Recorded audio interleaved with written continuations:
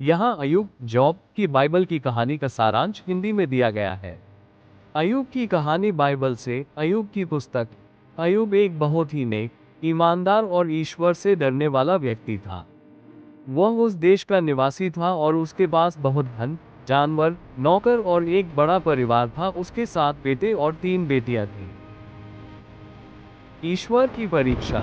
एक दिन स्वर्ग में ईश्वर और शैतान के बीच बातचीत हुई। शैतान ने कहा कि अय्यूब इसलिए भला है क्योंकि उसके पास सब कुछ है।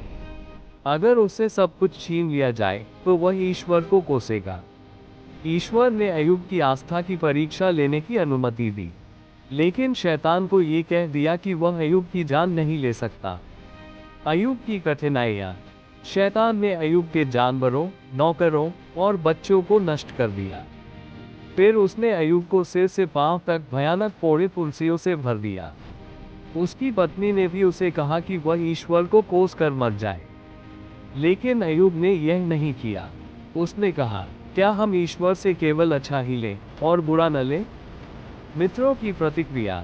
अय्यूब के 3 मित्र एलीफज, बिल्दर और सोफर उसे समझाने लगे कि जरूर उसने कोई पाप किया है, तभी उसे इतनी सजा मिल रही है।